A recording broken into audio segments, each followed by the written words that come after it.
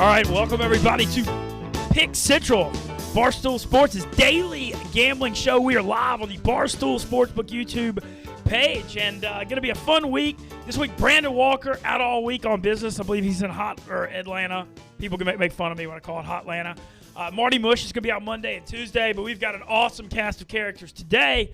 On my left, Big Av. What's up, bud? What's up, fellas? Yeah, let's have a week, Mincy. Glenny, let's have a week. And Glenny Balls joins us. All right, Loving Glenny joins us on Pick Central. Let me do it. What's up, fellas? That was bad. That was bad. I didn't think it was that bad. Yours That is was crisp. so bad. I thought mine was pretty good. I think I have an underrated sub, fellas. We should start doing this. You know how Tyler O'Day does the O'Daniac rankings? We should start doing the weekly Sup Fellas rankings. Ooh. Who could do the best with Sup Fellas? Well, somebody had an idea that we need to go around. I would go around the office and just get everybody to do it, and then do like a montage video of people I think we saying should. it. And We you have should to pick. have a You should prize. pick a top three, and then do like a final one, like on the spot. Winner take all. Glenny's is tough to. Glenny has a really good one. I'm not Marty gonna- Mush's is funny I'm not too. going to lie to you. I did a whole, what is it called? I'm blanking out right now. What's up, fellas? I did a whole after dinner mints Friday night after we went to dinner. I think Marty's going to send you the video. I think. Oh, shut up! I can't wait to see it. Well, this is gonna be a fun week. I mean, first of all, wake up! It's the first of the month. March, baby. Feeling some great vibes. Kind of felt like, we all knew January and February with COVID going on and it being freezing cold, kind of bunker down months, pretty slow. Obviously a lot of stuff happened at Barstool that was good, but I feel like we're seeing the light on the other end of the tunnel. It's about to be springtime. We got March Madness. We got a lot to look forward to. It really felt like spring. Yeah, I don't know, how does it work? Has spring technically started yet on the calendar? March 21st. March 21st. Today was the first day. Obviously, I'm wearing sweatpants and a sweatshirt, and I was walking outside, and I legitimately felt a little sweat, and I was like, you know what? It's spring. I don't care about the calendar, whatever. It's March 1st. It's spring. Glenny's got his shorts on. I do throw on shorts that I had to. I think last night I was watching the news. I saw it's going to be 49 today. How could I not wear shorts? Yeah, Chris March. I think tonight, though, it is supposed to get to like 20. But right now in the day, 49, I had to throw the shorts on. It's just beautiful. It's great to look at the calendar and see March. This is the home stretch. I love seeing fellow guys. I do the same thing. The bigger guys rocking the shorts when it gets to be 50. I mean, I'll cover up my face and like a hoodie, but man, I'll rock the shorts. Because today was also the first day where I felt like all winter the mask was kind of good because it helps kind of keep your nose warm, your face warm a little bit. Today was the first day where the mask was kind of irritating me. Just I was like, damn, like I'm feeling hot. Obviously, I got the beard going too. But today was the first day that I was like the sweatpants, sweatshirt, the mask. I was like, you know what? It's short season. Yeah. Short season's upon us. The shorts and hoodie, it's a great The fat best. guy look, and it's just perfect for March, April, and we're in the home stretch of summer. I would consider March summer. Like if the world was totally fine right now, I'd be going to summer bars like this weekend. When do you start getting the shirts out usually? I mean, Mincy, there's no stopping the Yeah, Hawaiian shirt. no, they I never wear stop. I wear them year round. Sadly, I feel like I should get into more style. People tell me that, but I don't really know what's other style than the Hawaiian shirts. We went to a nice dinner at a nice tavern on a Friday night, and I had a Hawaiian shirt on. Do I look out of place? Sure, but I will say I think the winter months I do wear more tame Hawaiian shirts. Okay. And they'll get way more vibrant and colorful Yes. as the summer comes More along. tropical. Yeah, like I have a very bright beige pink shirt with pineapples on it that I learned to not wear in the winter. I went to a Ranger game last year. It was December 27th, I think I went to the Ranger game. And I wore that, and people looked at me like I had 10 heads. So that's off. Can't wear those vibrant colors anymore, but we're coming into vibrant color Hawaiian shirt season. Awesome. Well, I'm looking forward to some spring and some summer. My first one up in New York. Lots to look forward to. Want to touch on some house cleaning issues here at Pick Central. Got done for the month. It was a rough month for the fellas. Rico wins. It's no longer, the plaque has been retired. Brandon Walker's decreed. It's going to be a belt. It'll be championship belts. Rico wins. Nobody in the positives. So therefore, we've said it the entire time the show's been a thing, negative unit for the month. Nobody wins. You have to be at least, it doesn't matter if it's .00001, have to be in the green to claim the championship belt. It's vacant right now. The belt's vacant. Someone's got to step up and claim it. March is longer month, figure things out. But the only thing with March is so much action. With the March Madness, with the conference tournaments, then obviously March Madness, you got baseball coming up, basketball's in full swing for NBA. A lot of action. Well, I'm going to read the final results. Rico Bosco, 48-50-1, minus 5.1 units. Your champion, he'll be in tomorrow. Marty Mush, 48-53-2, minus 10.2 units. Second. I'm actually proud of this effort. I ended up 89-91-4, minus 11 units in third. I was buried in last. I'm talking, I was like minus 26 units a week ago. So at least I ended up top 3. Those bastards, the Kings, had an 8-point lead at home against the Hornets with a minute left, and they missed 6 out of 7 free throws to lose by 1. I would have run down Marty and got second. Brandon Walker, who was leading most of the month, he had a rough weekend. I saw he went. Yeah. I think, but it happens. Look, I'm not. Owen showed up. He had an 0-7 Friday and a 2-7 Saturday that got him. He was leading most of the month. He ends up in 4th at 65 and 72. Ev, you finished 80 and 91, and Big Cat 57 and 71. You were minus 19, and Big Cat minus 20.4. Honestly, this one hurt even worse too, just because the first 2 weeks of the month I was scorching hot. I think I was up close to 15 units, down 19. But see, right now, 0-0. Oh, March it's a fresh 1st. start. 0 and First 0. of the month. Today's the day. Winning day. Today we win. Yesterday's in the past. Today we win. No, I agree. And look, it's March. Hope springs eternal. It's about to be springtime, and man, only 1 week of the college basketball season left. And Ev, I want to start now. We did our clubhouse yesterday previewing it. I saw you post game on Twitter. You're still not pushing the panic button or anything, but Ohio State with 3 losses in a row. Iowa got them, and was surprised Ohio State only scored 57 points. It was our worst offensive performance. Honestly, probably our worst performance period the entire season. I've not hit the panic button, but I've pulled it out of the closet and I'm looking at it. I'm staring at it out of my peripheral. I see it sitting there. I'm not touching it. I said this week against Illinois, or I think it's Saturday we play them. I think it's a massive game for us. We can't go into all this postseason play on a 4-game losing streak. Can't do it. Just can't, especially with how hot we were for such a long period of time, and pretty much all of like the end of January to most of March, or excuse me, most of February. It was tough because I really don't think even they played that great Iowa, which makes me feel even worse. Like, we just played so bad. I mean, no one was hitting shots. We just looked lost defensively, just bad possessions. The defense, I felt, didn't play horrendously. Didn't play good, but not awful. But they were just an awful performance, just bad outing. My thing is, too, I believe in our talent. I believe in Holtman as a coach. Like, I love the way, even though we lost, we came out that second half guns blazing, making shots. When we cut it to 4 almost in like 2 minutes, I was ecstatic, and then we just coughed it up. I mean, it just was bad. It was just all around bad. Like I said, probably our worst performance all season. I need to see something against Illinois. We have the whole week off, regroup, get our heads right. Probably playing Illinois without AO. Have to win that game, get the momentum back. Head into the Big Ten tournament with the double bye, a top 4 seed. Everything's good. So, obviously, the 1 seed dream for Ohio State, long gone now. I think maybe if we make a run in the Big Ten tournament, like we go win or get to the final game, get to the championship game against Michigan, I think we've got a shot. But I would say realistically, probably looking at more like a 2 seed right now. Yeah, still, the good thing is the Big Ten's so deep this year. I mean, losing to Michigan, losing to Iowa, you're not losing bad losses. By any stretch of the imagination, y'all end up splitting with Iowa. Yep. I don't know. I wouldn't be panicking. We already beat Illinois at full strength. So, I mean, like I said, the panic button has not been hit. I pulled it in the closet. It's over there. It's sitting to the side. I'm just kind of like this. If we have this whole week off and then have another awful game against Illinois, then I might be looking at hitting the panic button. Well, as we unpack the weekend, is Michigan the new number 1? I mean, Gonzaga continues to win and crush the West Coast Conference. We finally see Baylor loses as a 3.5-point favorite at Kansas. I can't say I'm shocked because they played like crap against Iowa State. They had the 3-week COVID break. Yeah. So they finally lose, and Michigan continues to dominate. They win big at Indiana. Yeah, I think Michigan. I don't want to be kind of a prisoner of the moment, so to speak. I would say they're the best team right now. They just are the most complete team, just inside and out. I mean, great guard play. Hunter Dickinson's just an absolute monster on the inside. 7-1.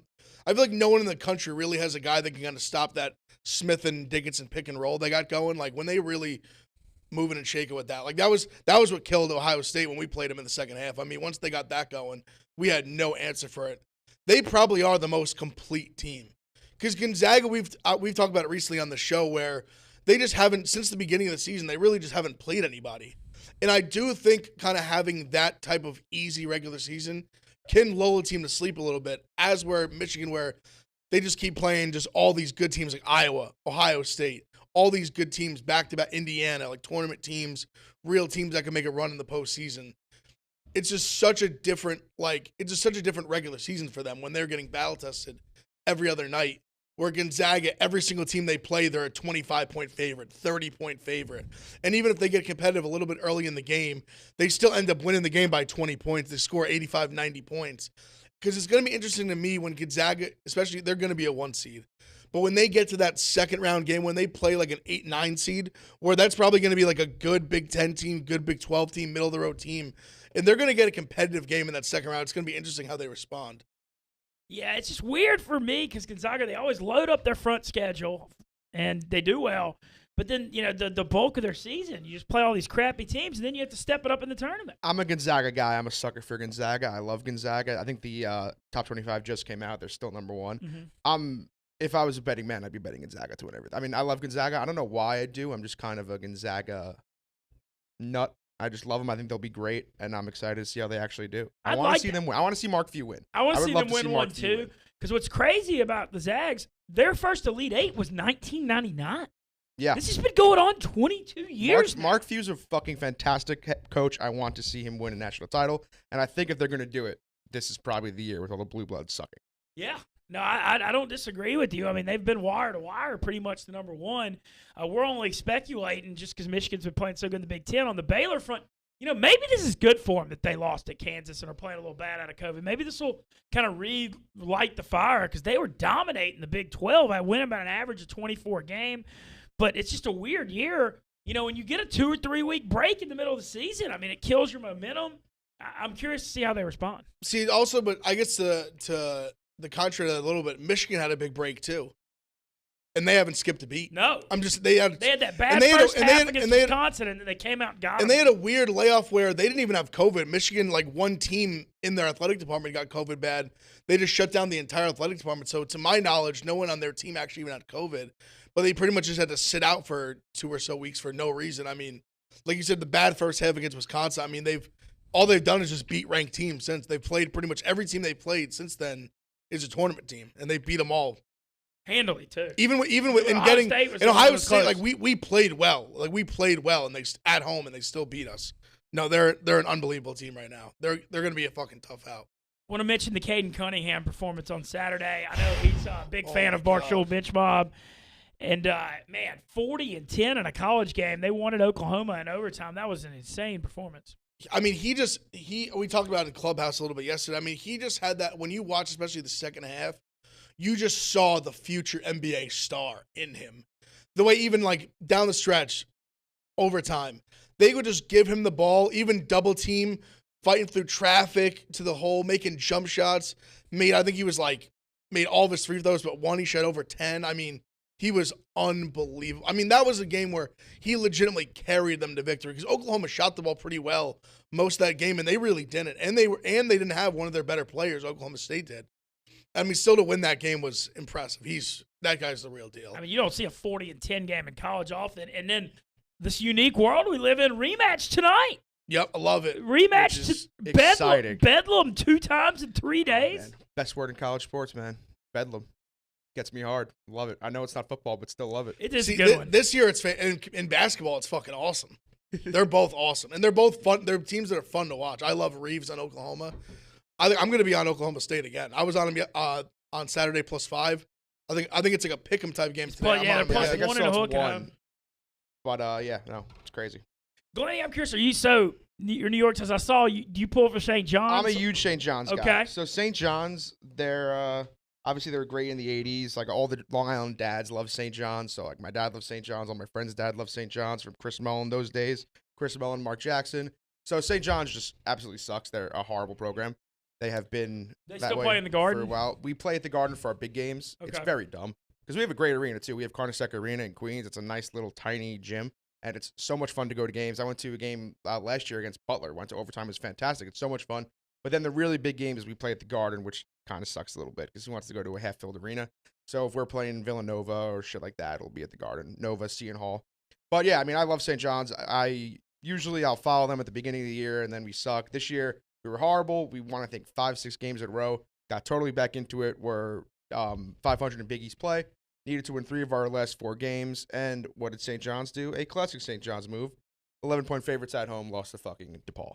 And that is St. John's for you. It's a very, very miserable life being a St. John's guy. I mean, I think since 2000, which I don't even remember, I was 5 years old, they have gotten past the first round of the Big East tournament not once. Oh, wow. They suck. That's I would love that as a sport guy. My 3 favorite teams are obviously the Rangers, Giants, and Mets. But St. John's to somehow be competitive in the Big East tournament would be a dream. That sounds like the most fun thing. When St. John's is good, as crazy as it sounds, kind of like the Knicks too.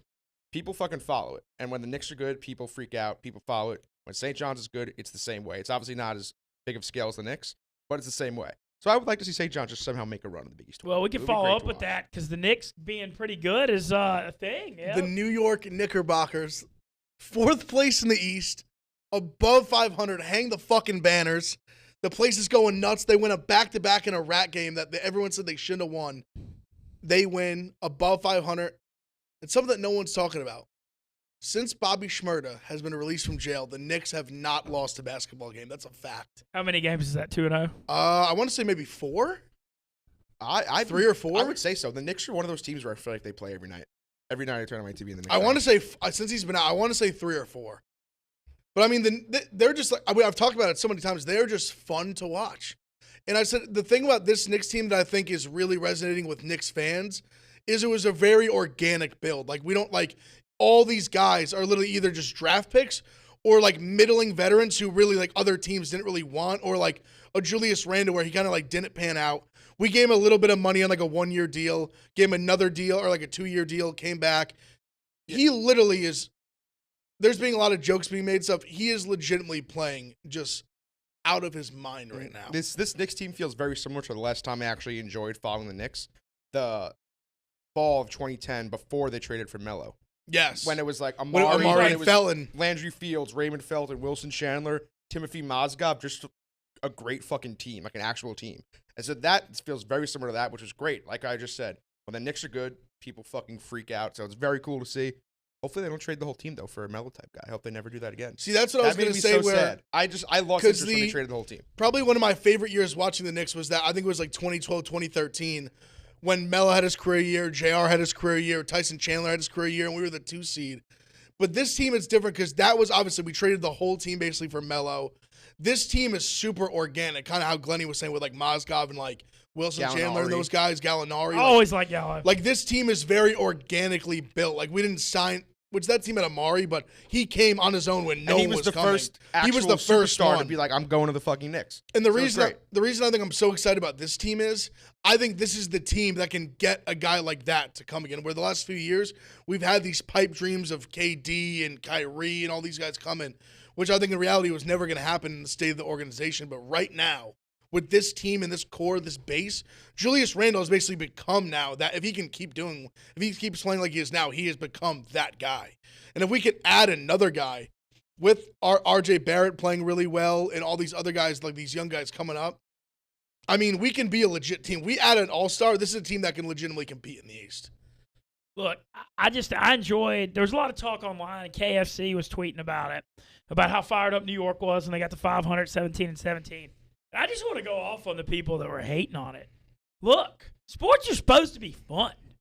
Knicks fans have suffered enough. No, the Knicks fans, I legitimately always say this. When I'm talking about worst franchises in sports, everyone automatically jumps to the Browns or something like that. The Knicks are far and away the worst franchise in sports. Awful. Not even a debate. They're the New York Knicks. They should have as many championships or as many as the Celtics or the Lakers, and we have 2. The Knicks fucking suck. They've done nothing in 20 years. So the Knicks to even be remotely good, it's like a mythical creature. Well, because they're Bigfoot. I'm just seeing they're like all these people. They're like, act like you've been there before. I'm like, guy, if you're not 60 years old, you've never been there before. They've won in 70 and 73. If you are not 60 years old, you cannot recollect in your mind a Knicks championship. Like no one knows what it's like. So for them, like our bar is just set so incredibly low that anything like this is going 500, being competitive in a season where no one really expected us to be competitive. It's just awesome. It's just fun. And to speak volumes again of the 90s Knicks, all you hear about around here is the 90s Knicks. Yep. They didn't even win a fucking championship. Nope. And still all you hear about is the 90s Knicks. I'm just like Ewing, Starks, Charles Oakley. You hear 90s Knicks, everyone Anthony Mason, the RIP. The team didn't even win. They didn't even win. and that's put it on the spectrum. It's exciting stuff. It's cool to see. It's interesting to me how an experience of sports, it's all about expectations. Like, you could be expected to be good and, like, be pretty good and make the playoffs, and you're disappointed. But when you expect nothing and it all of a sudden turns out fun, it's the best. The best. I mean, literally. It's like Ole Miss football this year. We went with like 5-5.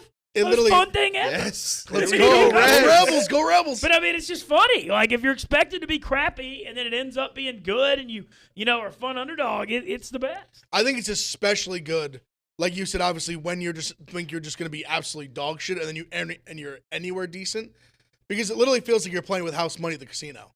Like, it just feels like you just walked in and you're just up. Like, we're just up, so it's like, even if, say, for the Knicks, the second half, if shit goes bad, if you told me when the year started we'd be 18-17 in the fourth place, I'd be like, holy shit. Yeah, I mean, I was watching the postgame last night. Alan Hahn was saying if you were a betting man, if you bet Knicks team total over for the season, it was 22. You need 5 more wins, and you got last year it took was them, it 22 and so 72 game season, so there was 22 and 50. Yes. Last year it took us 36 losses to win 17. When we won our 17th game, we were 17-36. Wow. We were the 17-17. It took now 18-17. Build the Tibbs statue, huh? Yeah, I'm ready. Yeah. If we go make the playoffs, I'm ready to build him anything he fucking wants. It's been fun gambling too. Is that the Knicks and the Bulls have been the two teams to ride. I mean, I've been taking it, and it has a lot to do with the fact that Thibodeau and Billy Donovan are good coaches, Great coaches, and they get the most out of their dang talent. Which I don't know. I feel like I've been riding both of them, especially as home dogs, and making money. I just hope Thibodeau. I just hope this is finally the right job where he finally has learned where he can bring all the good things he's brought from these Bulls teams and all that, which we've seen right now. But I hope he can he's learned from some of those little mistakes of burning out teams, playing guys too many minutes.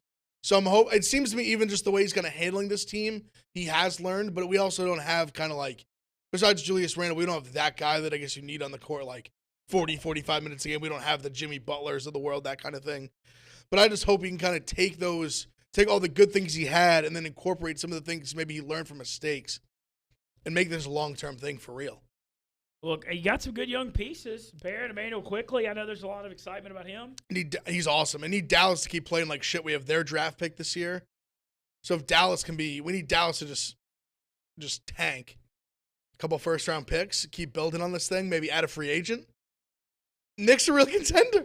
I see the smile on his face because it's like when I'm saying it out loud, it's like I know part of me is like you sound ridiculous, but then my brain's also like, Evan, you're not completely wrong. They are in that weird spot where if they keep playing the way they are and they add these pieces, they're right there. It's fun to watch because, like I just said, I really haven't watched the Knicks much recently. I was so into them 2010, and then they traded literally the whole fucking team. And once that when Melo wanted to come as a free agent anyway, you could have just waited. No, and we were literally bidding the Nets and this is classic. This is why the Knicks are such a god awful franchise. We literally were bidding against ourselves. They were just saying they were talking to the Nets when they weren't, and they just kept adding all right, we want Wilson Chandler now, and we want Timofey Mozgov now. They were just adding pieces that if we just stayed firm, we could have kept and few. Felton was my guy. I had a Raymond Felton. Felton was awesome. That first year when just Stoudemire and Felton were the two best players, that team was so fun. It was so much fun because it was the same as us. They were the 7th seed. They were legitimately in the playoff hunt. Yeah. They were right there. And I watched consistently, loved it, and then once they traded that whole team, kind of lost interest, and they've just been horrible since then. So it is cool to see the Knicks are kind of back. Look, I just love seeing it because I just like seeing New York all fired up. It's the best. Gets me fired up. The Knicks being good is just the best. Well, that is true. We've always said, and it's also the one true uniter, I guess, of New York sports because we're all on the opposite side of the spectrum. Everybody usually we got Rangers, Islanders, Giants, Jets, Mets, Yankees. The Knicks are really the the Nets literally don't even Yeah, they're not even. I know they're in Brooklyn now, but they're all in the Jersey. No real New Yorker's a Nets fan. I genuinely could count. I've lived in New York my whole life. I could count the Nets fans I know on my own hand. They're not a real team. Me too. And they're all here. It's Spider, Brian Fitzsimmons. Frank's a Nets fan too. Right? Yeah, Frank. Yeah. There's some there's some Yeah. super Jersey guys that you'll see will be Nets fans, which is fair. They've been there from the jump, obviously, but like Glennie said, I mean, if you're a New York guy, a New York sports fan, you're a Knicks fan. And I'm not even talking about talking shit about the Nets. I'm just simply saying they don't have many fans. No, that's. I mean, it is. They could win 10 championships in a row. The Knicks will. It'll still be a Knicks town. Yeah. It's kind of weird, like them coming from New Jersey to Brooklyn in a way. I mean, I know it's different, but like the Chargers going from San Diego to LA and being in LA, but not really being an LA team. Yeah, I think it's. I see what you're saying. I think it's a little different because LA obviously didn't have like that base. Yeah. Where like them coming to Brooklyn, like you already have the Knicks, who are just this. Even though they're so bad, just been around forever. And the Nets do have a little bit. They have a little bit of fan base on Long Island. They used to be on Long Island when they were in the ABA. Like Dr. J played on Long Island, and then they do have little fans in Jersey. But in New York City, there's just really not many Knicks. Nets for fans. sure. Well, I don't know what's going to happen. I know they're starting to open up to some fans in New York. Yep. I'm excited to go to MSG with you guys. I've been hearing about the world's most famous arena my whole damn life. I don't want to go at all. I don't want to go at all. Straight up. No, really? you're gonna wait till next. You want to wait till it's back. Like you're saying, you want to go to the world's most famous arena. It's so much. But I don't want to go when it's 1,000 people. I don't want to go with 10% capacity. I don't That's want. I have fair. no interest. I want to go just to feel it. I just love. There's just like an aura about Knicks games, which I hear you because I feel like it just obviously won't be the same without just packed house. Knicks games. I've always said are probably the most fun game to go to. Knicks games are. I a love. blast. They're the so best. much fun. They're the best. Even when they're horrible, Knicks games are fun. And yeah, I know Mincy's on the Rangers bandwagon. Yeah. He's trying to go to a Ranger game, but it's not fun when I feel like it's not going to be fun if there's 10% people there. Yeah, that's true. I'd rather wait a year and enjoy it. Especially, I think I saw the other day, actually, Marina was texting me because the Rangers played the Bruins yesterday at noon. The Garden is offering, because the one thing that they didn't specify that freaked my head out is they said you needed to do a PCR result within 72 hours of walking in. So you have to show it to them as you walk in? When I feel like you don't get PCR tests back that quickly. It takes like I think 4 days. I know, and then the Garden. But what about a rapid? They don't take a rapid test? No, it's PCR only. And then the Marina sent me. The Garden has the balls to across the street of the Stewart Hotel. I think they're offering $250 rapid PCR tests for $250. Oh, what a sham! That's what Marina said. That's so dirty. You can't knock the hustle. That's so. Think about someone that's like traveled like an hour, a couple hours to go to the game. You're already there. You're like, fuck. Like we literally can't go unless we buy the that was also my number. You're kind of their hands are tied. That was also my number one concern in thinking about going to a game is I don't want to spend money on a ticket and then somehow my PCR test is positive and I can't go. See, I didn't know that. If that's the case, I probably won't be going to a Knicks game this year. Yeah, I assume they would do it rapid. I mean, we have I'm looking at the Garden right now, literally from the chair. We have a City MD across the street. If you could just go in there, get a rapid, and go in, it's fine. But apparently, you got to get PCR within 72 hours. So yeah, even if I test positive, just not if you get the results back. Yeah, that's crazy. Yeah, if that's the case, you probably won't see me at a Knicks game this year. I was trying to go to one, just kind of like always need to just dip the toes and just say like I went to one game, especially a year they were good like this. I just want to see them live in the flesh. But yeah, if that's the case, probably won't. Are they going to let anybody in there for the Big East tournament? I would think maybe if they if they're allowing people at Knicks games and Rangers games, I don't see why not. I think I did see one person tweet they're going to do like limited capacity.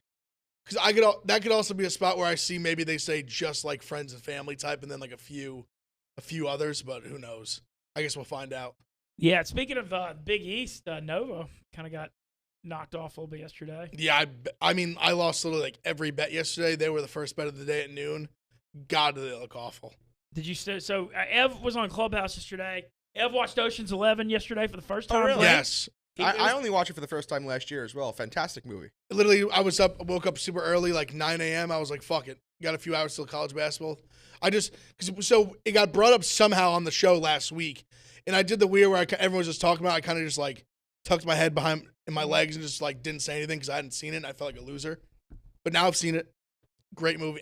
Now I need to get your guys' thoughts on this. Everyone, or a lot of people were saying, skip 12, watch 13. Thoughts? 12 was I watched all three in like a week when I watched it. 12 was very nowhere near as good as. Is that the one where they went to Italy? I think so. Okay. 12 at the end of it, I kind of just said to myself, this whole thing was pointless. But I still think you should watch it. It's still a great cast. So, but 13 is much better than 12? I think 13 was definitely much better than 12, yes. Is 11 the best one? Yes.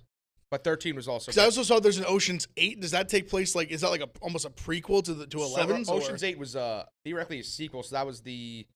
That's the most recent, right? Yeah, Sandra Bullock leads that. She plays Danny Ocean's sister. Okay. Who she's in like the family business or whatever, and they rob the Met Gala. I watched that on a plane recently. That was actually quite entertaining as well. They're easy watches, just nice heist movies. Because I think I saw 12 and 13 are on Netflix. I might have to hit 12 tonight and see what happens. I can't remember. I think I saw 12 one time and don't remember. I liked 11 though. 11, I thought it was awesome. Did it ruin your gambling luck though? Yeah, but honestly, I had an awful end to Saturday, and it pretty much. You were like 6-0. So I went 6-1 Saturday morning, And then the rest of that day went literally like one. Probably since that 6-1, I'm probably literally 2-15. Just god awful. I think this past week I think I was looking 14 times and I went over 14. Genuinely, I'm so bad. No, I've been literally since about 4:00 on Saturday. I've probably made 15 to 20 plays. I've won 2. I don't know how I got so bad. I'll say one of the funny things, just the gambling observations that cracks me up, is I couldn't give these damn basketball picks away 7 days ago. I'm talking, I was like minus 26 units. I was just taking it to the face. I was laughing at myself. I mean, you have to. You have to just have humility with it. And then it's just so funny how you're only as good as your last few days' records. There were people tailgating on my Twitter on Saturday waiting on my picks because I ran off a 22-6 stretch Monday to Friday. And still was down 9 units for the month after I went 22-6. That's how bad I was buried. And then, like, people it was hilarious. Like, Nick Mangold's, like, tailgating, doing memes about waiting on my picks and stuff. And it's just so funny to me how everybody just remembers how you did recently, man. It's like the long run means nothing. It's so funny. And the thing is, too, it's so situational in terms of, like, I'm telling you, you could have a night where you go 6-2. And one guy could have taken your 2 losers, and he's like, fuck you, you're the worst. Or you could have a night where you go 1-6, and the guy just happened to take your 1 winner, and he's like, yo, like, I'm riding your picks to the fucking moon. Like, it's so situational how that goes. You just know, it's literally all about just how people read the picks. I'll be on, like, my worst streak ever, and I'll have people DM me and be like, bro, like, I've been riding the picks, like, you're red hot and need the picks. And I'm like, I'm thinking in my head, I'm like, if you've been following my picks, you would know that is not true. Glenny, I'm curious. So, what's your strategy when it comes to? I know we know you're the overs fan. When I do college basketball, I actually don't do many overs. So That's good because a lot of teams shoot. Within the last few years, I don't really get into college basketball too much until the end of football, and then I'll really get into college basketball. I'm the same way. And I've deciphered a system for myself that I use that usually works. In the last 2 weeks, it just hasn't. It's the opposite of worked. So I think I might start doing the system, but taking the opposite of what I like. So my main system I usually do, I mostly bet like mid-major small games where I'll just look at the most recent game played because this is later on in the season. So I'll base what I want to bet off the team's first meeting and it's their second meeting of the season. I'll base it off that. So do you think like it bounces back, evens out, or do you think I think if the better team beats the worst team by less than 5 points or so, the first time around they'll blow them out the second time. Okay, so yeah. And so I'll also look for like crazy lines kind of. Okay. So let's say if a team, and this year also there was a lot of the back-to-back games. Let's say if Colgate played fucking Columbia on a Friday night and won by 25, and the next day fucking Colgate's only giving like 2, then I'll take Columbia. It sometimes it works. The last 2 weeks, hand up, it has not worked in the slightest. By no means. But sometimes it does. I was saying those type of games, I always like to look at how well they shot. Like say if the good team, like say, or the better team, say they won by like 5, but they just shot like 15-20% from 3, then I'm just hammering them that game to cover. Or like vice versa. Or if like say they shot the ball well and they still only won by a little bit, like I'm taking the opposite team. I'm taking the points. It's interesting to me because this year it's a whole new thing because you've got teams playing back-to-back because of COVID for the traveling. And, like, so I hit one Friday. I was all over Louisiana Tech by, like, 9.5 against Rice just because I know a lot about Tech. They won by a ton, 41. Right? Well, then they play again Saturday, and I was like, I mean, they're going to beat the shit out of Baguette. Let's go. But a lot of times the second game flips. You know, it's like the result flips. Like, I'm a big water always finds its level guy. So I do think if the first game is a crazy blowout, the second game won't be crazy. I'm just a water. That's my main gambling motto: is water always finds its level. Yeah, so things even true. out. Well, that's what's so interesting about tonight's Oklahoma State game. You know, now Oklahoma State won in OT there when Caden Cunningham went off. Now Oklahoma's a 1.5-point favorite there. I don't know what's going to happen. I know you said you have an opinion. I looked at Oklahoma State. I feel like it comes off sucker as though I get it. They just won as 5-point dogs. Caden Cunningham dropped 40. And they won in a close game in OT. I still just like Oklahoma State here. I mean, I just think they're – so now it's funny because before the rankings, see, especially with college basketball, but the rankings only coming out once a week. It can throw you off where, say, in that game on Saturday, it was Oklahoma ranked 7th, Oklahoma State unranked. Now, today, they're playing 16-17. So now it's like legitimately – it's like when you see them on paper, where before it was like, oh, like it's 7th-ranked team unranked. Now that on paper they're literally – like right neck and neck, 1A, 1B. I just think the way because when I watched the game, Oklahoma they made a lot of tough shots, and they still. I mean, Oklahoma State really did not shoot the ball very well, other than Caden Cunningham just kind of taking over at points, and that's just how good of a player he is that he can do that and get away with it. Because I think if they even shoot even a little bit better than they did on Saturday, I think Oklahoma State wins this game. Not no problem, but I think they get it done. I'm taking them on the money line. I think they're getting 1.5 here. We'll obviously they're get to red our picks. hot. They got the big win over Texas Tech last Monday, too. I just think they're a team right now, especially with a guy like Caden Cunningham, who I think is just that much better than I think pretty much everyone else in college basketball right now. I really think they're just a team that can beat anybody. Look, they got the superstar if it comes to the tournament. Hopefully they get allowed in the damn tournament. I think they will. Come on, everybody's got to want to NCAA, he's number one pick, listen, they're looking to make some money back they lost last year. If they can hold that off till April, May, whatever it is, and decide for next year, a team like Oklahoma State, I mean, they've had good players, Marcus Smart, these guys, but I mean, Caden Cunningham for them is a one of one. Like, you don't get the number 1 overall pick just walking into Oklahoma State and Stillwater every year. I mean, that's a once every 20 years type, especially for them. Like, obviously, he might not be a 1 out of 20 for who knows, he might be that good. But I mean, especially Oklahoma State, you're not getting the number 1 player, number 1 draft pick just walking in all the time. No. You got the NCAA needs, like, obviously the tournament do fine regardless, but you want a team like that and a player like that in the tournament. The tournament's where legends are made, legends are born in the NCAA tournament. We've seen players like that put their team on their back. And he's a guy that I think absolutely they can make. I a think run Caden like Cunningham. I think like Steph Curry, kind of like Adam Morrison, like that just type monster. of legit player. He's unbelievable. I mean, every time I watch him, it's just what he can do. And with him, I love all year. He's been so much better in the second half. He's just been so clutch. He just fits that NBA style. You just give him the ball in the wing, and he'll just get a bucket for you. I want to ask Ev or Lenny, too, what the hell is going on in this ACC? You know, we saw Carolina bounce back after they had the bad loss to Marquette last week, but then they bounced back as a 1.5-point dog. They were down big to Florida State, and Florida State melted down. Ugh. Then Duke loses in overtime at home to Louisville. You know, where are we on the bubble for Duke and Carolina right now?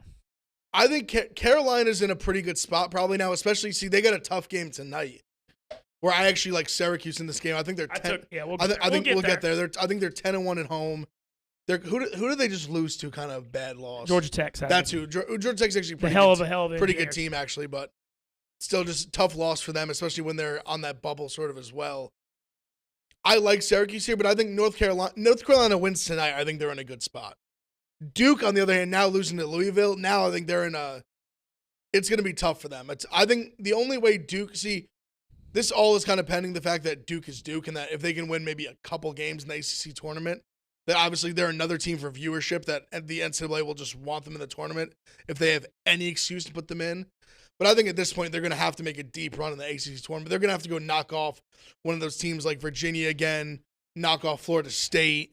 I think they're going to have to go get a win like that and make a deep run in the ACC tournament to make a real push at it.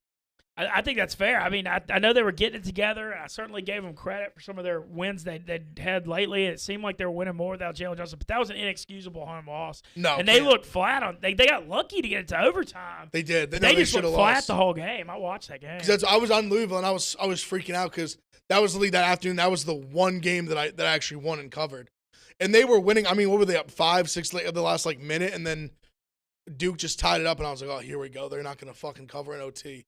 Ended up pulling out the win. So, I mean, that was – for Duke to lose a game like that, we're in a game where they probably shouldn't even have been overtime, and they still end up losing. It's just tough to bounce back from a lot. Like, they're in a spot where they needed that win. That win almost puts them in a spot where – And losing at home, too. For sure. Them winning that game almost would have put them in not like a guarantee to make the tournament, but I think they would have been in a pretty good spot. That was a massive swing game, I think, for them. Yeah, it's going to be weird not seeing Duke in the NCAA tournament. I also want to ask now about Michigan State, who righted the ship, and then they beat Illinois, and then they beat Ohio State, and then my dumb ass, and I deserve this, I always call myself out when I'm wrong. I'm a sucker for taking them in the 3 yesterday at Maryland. That was a sucker bet. Vegas knows that everybody's going to overreact, like me, to them beating Illinois and Ohio State, and they put that line out at Maryland by 3, knowing the public's going to probably take Michigan State because of suckers like myself. And they got beat 73-55, dominated. Where are they on the tournament? Me too, spot? Mincy. Yeah. I was a sucker too. At least you could admit it. That's the first step. It is. So, and Maryland's that weird team because it's funny because the last few years, You hear so much shit about how awful of a coach Turgeon is. They've had legitimate first-round talent, multiple guys first-round picks. And this is the team where, I especially talking to Josh DMs, our big Maryland fan in the office, no expectations. Think this team has no talent, no chance, going to be like the worst team in the Big Ten. They're a tournament team. And now people are talking about Turgeon like, oh, this is his best coaching job because they've had probably the least talent. He's done the most with the least. I mean, he's been there 10 years. He should have some talent. It's funny because he's had a bunch of talent in the past and hasn't done anything with it. And now this team, who they claimed really doesn't have that big NBA talent, they're a legit tournament team. I want to mention, people are asking if I'm watching the YouTube chat. I am watching it. People are kind of making some comments and stuff in there. People were wondering if I was checking it out. I am. I'll respond to some of it as we continue to move on. All right, one question I have, Ev. It's my first time, first year coming through Barstool Sports.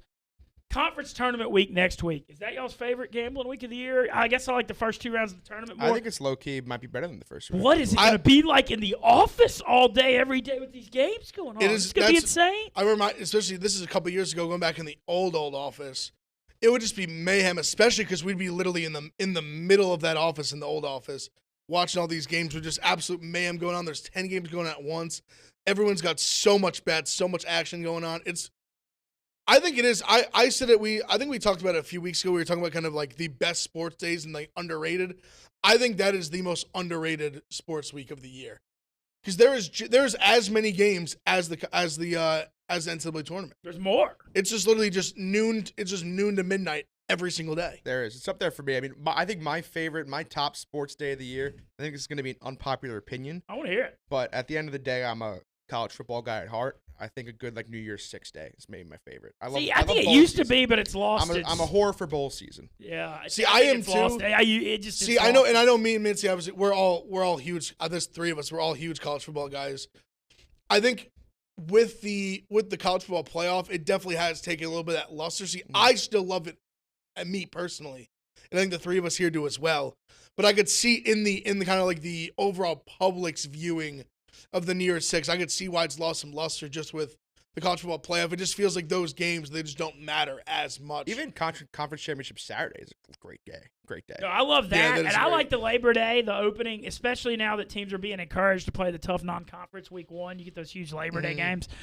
But, man, those first 2 days, the NCAA tournament, and then the days of the conference tournament that are my favorite are actually when it's like all the big tournaments are, when the Big 12 quarterfinals are going on and you've got 4 great Big 12 games and you got 4 great Big 10 and then you got SEC, ACC. I mean, there's just like a million good games. This year with those 2 conference tournaments are going to be awesome. Because I think literally, especially once you get to that like second round, literally I think anybody can beat anybody in both those conferences. They're just so deep.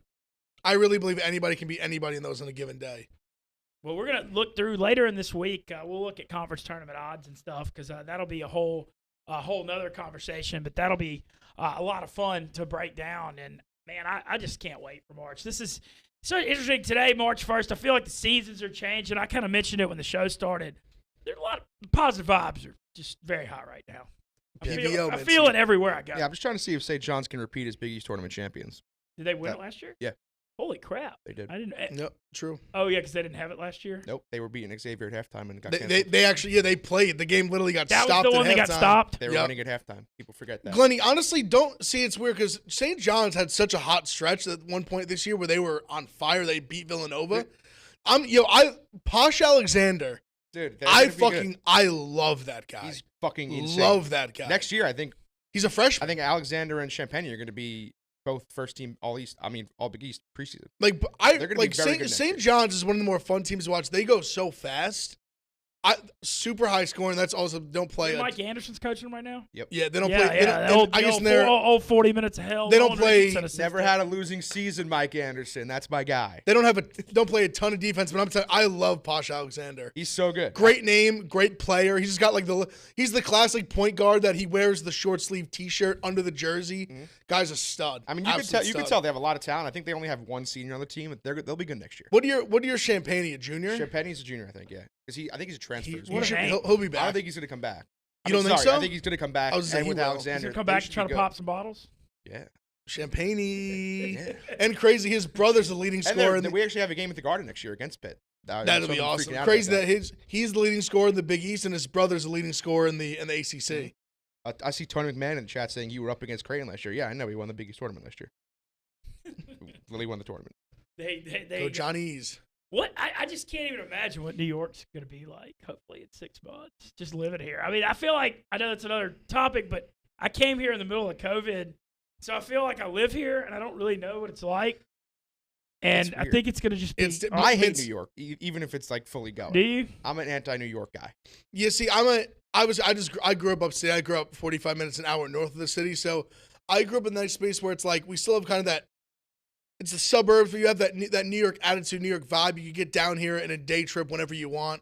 Down here quite often, but living here, I like living in Hoboken. Glennie as well stays on Long Island. Yeah, I grew up telling myself I can't wait till I'm older, living in the city, working in the city.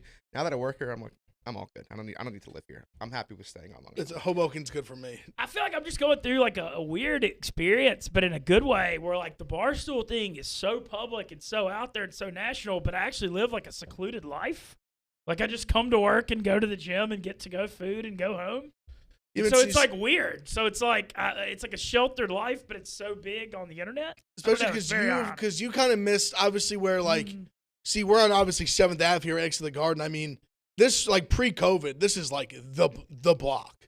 I mean it is just traffic on foot traffic, just nonstop. And it is crazy that it's just now we're basically it's March again. We're a year into this thing pretty much. Now we're just used to it obviously, but. It's crazy just thinking back at how truly different it was, like literally this time last year. It is interesting. And by the way, David, reading the chat as well. Facts. If LJ Figueroa didn't leave, this St. John's would have been fucking fantastic this year. But whatever. He's in Oregon now. Is he doing good? Do you guys watch Oregon ever? I have no idea. They're pretty good. Yeah, I was actually there was somebody questioning. I wanted to mention the Pac-12. Somebody was talking about it in the chat. Kind of all hell kind of broke loose this weekend. USC, Rico was just hyping USC to the moon in here last week, and they just got body bagged at Colorado. Because I think it was crazy with Oregon was playing so well, and then USC smoked Oregon. Obviously, they have the NBA talent. Evan Mobley's probably going to be number 2, 3, 4 pick. And then obviously they go get beat by Utah and kind of get smoked by Utah. And Utah, just middling team, not a tournament team. That was kind of crazy. If I had to pick a team to probably win the tournament right now, I'd have to look at like the numbers. Obviously, I'd probably like Oregon. I just think they have the most. I like Dana Altman. Oh, yeah. I think they probably have the most complete team. I really like Chris Duarte, but that's going to be another toss-up one, too. Like, I think there's probably 4 or 5 teams that could win that conference. When you've got USC, Oregon, Colorado. That's what I'm saying. Tough at home. Tough at home. That's why the only reason I don't like them as much in the tournament because obviously they're not going to get those home games. Yeah, they don't. They have boulders. Like those three teams definitely can win. Definitely win the conference. I hate the Pac-12. They just rub you the wrong way. I hate them. I don't hate them. Do you ever watch their game? I mean, it's just these 10:30. Their damn games start at 10:30. I'm talking about both football and basketball. I'm a Mountain West guy. Yes. Mountain West, Greater Side. Yo, I'm to 11 p.m. CBSSN. Yeah, watch little San Diego State, Colorado State, Air Force. You know what's one thing I will say that kind of destroyed the Pac-12 for me, Mincy? I think you'll appreciate this. So a few years ago, it was a Friday night. I was in Alabama. We were doing a Bud Light tour for Alabama A&M on Saturday. And I think Washington was playing. Oh, no. Well, sorry. I went to the bar after the game. It was a Saturday night, late Saturday night. And I think Washington was playing some random team. Maybe it was like Washington, Oregon. And I asked the bartender, hey, can you throw on the Washington game on the big TV at Galette's in Tuscaloosa? This massive bar. And they just scoffed at me at the thought of putting a Pac-12 game on in the middle of fucking Tuscaloosa. And I was like, you know what? Fuck the Pac-12. If that's what they're saying in Tuscaloosa, I kind of agree with them. I love that you brought up Galette's because that is a love wild. I went to a few bars in Alabama that week. Galette's was unbelievable. Yeah, that's one of the wildest bars in the Southeastern Conference, which is certainly saying something. All right, guys, you want to get to some gambling picks for the day of, I guess it's a new month. It's a new beginning. Brand new month. We're all, hey, nobody's down this month. Oh, we're all 0-0, baby. 0-0. New beginning. You want to lead us off? I will. Speaking of Pac-12, 3 o'clock. That little. Could you call 3 Don't o'clock? You love day gambling? Is it not the best? Would you call 3 o'clock a little matinee, or is that too early for matinee? I think it's matinee. A little matinee basketball. Get Arizona State minus 4.5. This next pick. Playing Washington State. Yes. Arizona State's been so weird. They're just so erratic this year. They have some guys out. They just beat them in OT in the game that they played pretty bad in. I like them in the spot to win handily here. I got St. Joe's plus 14.5 at Richmond. This St. Joe's team has won 2 in a row. They're finally in full strength. I think it's a game where you see it on paper. Their record is just god-awful. At full strength, they've been much better. Richmond, I really think, is fallen off a cliff since the hype they kind of got at the beginning of the year when they beat Kentucky and some of these teams. I like them catching 14.5. I like Cuse plus 2 at home here. Okay. I just think this is a classic Syracuse spot where they come back, win this game. North Carolina's coming off that crazy high. We're down double digits at half. Knock off Florida State, put them right back in that tournament conversation. This might be a tough game for them. I've already said it today. I love Oklahoma State. I'm on the money line plus 105. And I'm on Oregon tonight minus 4.5. I'm just not buying Arizona. I just don't think Arizona's that good. I really like Oregon. Oregon minus 4.5. That's my card today. That's cool. Glennie, did you bring any picks today? Okay, I brought in like 5 picks. Okay, let's hear it. And I want everybody to know out there, this is using my system.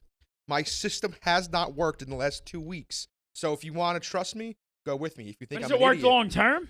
Everybody has a bad occasionally. couple weeks If stretch. you think I'm an idiot, then bet against me. But I'm going to give you these 5 teams. If you think I'm an idiot, bet against these. I And want to you'll hear probably what your win. system is. I told you what it is. Okay. So the first game we got is Winthrop. Okay. Now Winthrop, they're in the Big South. They're 20-1, best team in the Big South. They played who were they playing? They played High Point, who I watched on Saturday. I had High Point on Saturday. I doubt anybody in the chat was watching the High Point SC Upstate game, but I had High Point minus 5.5 with this system. I thought it was a lock. We're up 34-17, like 15 minutes in. Next thing I know, fucking High Point was USC Upstate was up 10. Wow. It was insane. But High Point sucks, so this is kind of a grudge pick. But still, they played. That's a conference tournament Yeah, game, it right? is. It's a Big South conference They tournament. played- Yeah, so the smaller conference. Yeah, so they played like 10 days ago, and Winthrop only won by 8. So this time it's 13.5. I think Winthrop blow them out. 12.5. Sorry, it that. says on here. And then next we got UNC Asheville, UNC Longwood. They're playing. See, this is the system. I don't even know these teams I'm betting, but this is the system. So Longwood won by 10 on New Year's Eve. Now they're playing again. UNC Asheville's favored, minus 3.5. We're going UNC Asheville. Okay. Then at 8 o'clock we got Lamar in the Southland. Oh, yeah. And Texas A&M, actually, no, Texas A&M Corpus Christi. I always think it's Texas A&M Community College. It's Texas A&M Corpus Christi. So Texas A&M Corpus Christi beat them like 10 days ago by 9. And now tonight, Lamar's favored by 6. We're going with Lamar. Bounce back. And I know, like I said earlier, water always finds its level. Going Oklahoma, minus 1 against Oklahoma State. And finally, the ultimate water always finds its level for me is the Nets Spurs over 235 tonight. Anytime the Nets games go under, I just take the over the next game because the Nets just are a fucking. They're an overtrain. They love those overs. They're big over guys. Yeah, there And are a those are couple my teams. 5. The Nets are one of the biggest. The Pelicans thing's been just out of control too on the overs. They're like 19-2. I've heard about the Pelicans, so the Pelicans are a big over team as well. I like those to do, two, they I like both to do have the been Nets and the crazy. Knicks. The because Pelicans watch had the a games. 19 out of 20 overstretch going, and then I called it early at half against the Spurs, and then it went way under. That's what always Yeah, happens I like to when do you the run Nets your and the mouth. Knicks because we could watch the games. That was my problem. I was losing a lot of money earlier in the season. I'm a Knicks fan too, so I kind of wanted to watch the Knicks games. I was betting all those Knicks overs. That Big shit under sucked. team. The Knicks And, are like and every Mr. night, Under. every night the fucking the Nets would be on too, and I'd flip one down one channel, and it's like 250 to 230 as I'm watching the Knicks play like an 80 to 70 game. No, Knicks are the biggest. Knicks might be the biggest under team. We have massive NFL free agency breaking news. I think I just saw Yeah, it. so too. JJ Watt. J.J. Watt, per his own Twitter, is going to the Arizona Cardinals. Whoa! How about that? Playboy Marty's gonna be losing Cliff his mind. Kingsbury, Wow. J.J. Watt. After the Peloton, he that fucking troll. Yeah, apparently he doesn't even have he a just Peloton. dropped Source Me with him lifting some weights in a Cardinal sweatshirt. Wow. Look, Arizona, a lot of people as they get older like to go out to Phoenix, and it's like a fountain. Dude. It's like the desert air. It's like a fountain of Dude, youth. You keep it, Chris Paul's doing it right now too. Why would you not want to? I know, I'm decently close friends with Justin Pugh, the guard on the Cardinals now. He was on the Giants. I knew he was on the Little Giants. Syracuse guy. It's like, you moved out to Arizona. You're living in fucking Scottsdale. You're rich and living in Scottsdale. It's awesome. That He sounds actually just got engaged. fantastic. Shout out to him. Have y'all But, ever I mean, gone out there and Scottsdale's thrown awesome. down? I've always. I've been there heard twice in the last few months because of 2 Sunday conversations with Johnny Manziel and Donovan McNabb, and it's fucking gorgeous. I would want to go to fucking Arizona too. Never been to Arizona. I'd love to go. It is. The only problem is it's landlocked, which kind of freaks me out. I like to be near a beach, but Yeah. outside of that, it's heaven. I used to play poker at Casino Arizona, and I remember I went and saw like a Tom Petty show in Glendale one time. It's kind of the only time I've ever been to Arizona. I had a big time. Arizona's heaven. The women thing, quite out of I think control. JJ is engaged, isn't he? He is. But yeah, I've heard there's good-looking ladies out I'm there. pretty shocked by this. I just saw him going to Pittsburgh with his brothers. I honestly thought he was going to go to Green Bay. Did you? That too. I'm pretty much the opposite of going to He had a Green nice Bay, bag. going to the desert. He got 2 years, $31 million with $23 million guaranteed. I think that's a lot for him. Injury prone, is on his 30s. How about his 30s. they got him and DeAndre Hopkins? They got the two Texans Oh stars. shit! That's right, yeah. yeah. Who would have thunk it? I Poor mean, Houston. going out west, you know. I know we were saying before the Knicks are the worst franchise in sports. Houston's got to be right there as well. They're becoming that. I mean, They are. I mean, think They're they We're only, gonna slowly see what becoming happens with they Deshaun only- Watson here. they only became a thing in 2000, 2001. But I mean, Bill O'Brien, what an idiot! Yeah. What a fucking That guy's a idiot that guy fucking moron. is. What an idiot! Next candidate for the Alabama rehabilitation coaching clinic. Yep. That's that coaching clinic has been quite the rehab out of Saban. All right, I'm going to go ahead and run through my picks. A couple other things I want to mention. So Ev and I have been doing these clubhouses, which have been awesome. Today we're going to do 4 o'clock. We were scheduled for 2:30. I'm on Stoolstream Stadium ping pong. I got a tough match against Henry Lockwood today. I'm a pretty big underdog. We also got a couple other matches, Big T and Smitty, as well as Jake against Hubs, and I'll be in there for an hour or so. But Ev and I are going to do our clubhouse at 4, going through all the games. All right, here are my picks. Yesterday, still mad at those bastards, the Kings. I literally can't believe I turned it off when they were up 8 with a minute left, and then looked up, saw they lost, and saw the Barstool Picks tracker account. Said I was 1-3, and I tweeted at him. I said, "Hey, I'm 2-2." And then I checked the Kings score, and I was like, "How the hell did he actually lose this?" And I had to panic and delete the tweet. All right, I'm with you on Syracuse, Ev. I like Syracuse plus 1.5 as a home dog. I like their home court advantage. Oregon by 5 at home over Arizona. NBA, I actually have 5 picks tonight, which kind of scares me. I'm surprised NBA didn't have any. I took the Sixers, had a bad effort against Cleveland at home a couple days ago. I think they're going to bounce back at home. They're a 5-point favorite over Indiana. Taking the San Antonio Spurs plus 6 as a home dog against the Nets. The New Orleans Pelicans plus 7 as a home dog against the Jazz. Also taking the Chicago Bulls plus 5 as a home dog, kind of having home dog day. And then my last pick is Portland by 6.5 at home over Charlotte. I thought Charlotte got more than away with one last night in Sacramento, having to head to Portland on a back-to-back. Portland's got a pretty good home court advantage. So those are my 7 plays for the day. This week's going to be a bunch of fun in here, though. The Bulldogs away. Marty's gone tomorrow. He'll be back Wednesday. We'll have Rico in here Tuesday. We're going to have people coming in and out. I got to say, Glenny, fun having you on here. That's twice we've had it. Both these shows have been great having you on here. And looking forward to some matchups tonight, Ev. This Oklahoma State, I think. It's going to be an awesome game. I just think it's going to be another just back and forth, close game. I'm excited.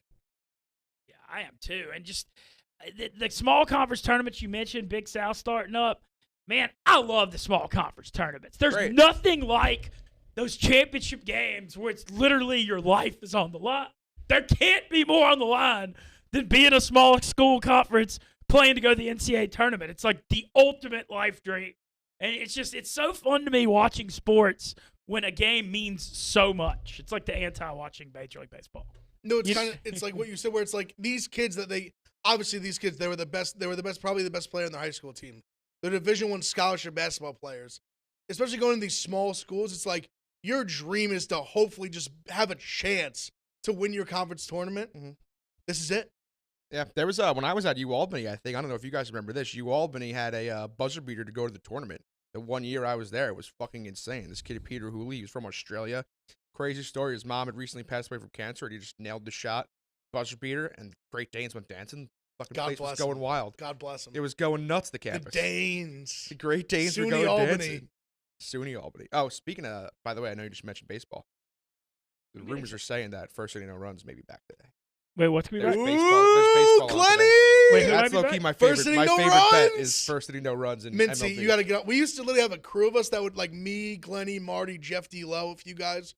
First inning no runs, throw that game on. What an electric bet. It's so much fun. It's so not the over. It's the ultimate under bet, and I'm an over guy, but it's so electric. Or honestly, exhilarating. the times, but you can go. I prefer taking the no runs, but it's electric when you take runs. Yeah. I remember me and Marty hit one where it was like 5 straight outs. It was the Cubs, 5 straight outs, walk, and then Javi Baez hits one on a windy day in Chicago that just clears that gate wall. It's a fucking thrill. It's a great bet. You got to get on it. Want to thank our crew, Za, TJ, all y'all, Colby in there. Appreciate y'all holding the fort down. Avery. Had a good turnout on the YouTube chat. So much fun getting to do the show with Evie, Evan, Glennie. Thank y'all so much. Ev and I, Clubhouse, 4 o'clock today on the Barstool Sports. Get on Clubhouse if you're not. Going to be pushing a lot of content on there. We'll see you guys tomorrow. Let's win some damn bets tonight. Thank y'all for listening to Pick Central. The Yak is up next. God bless.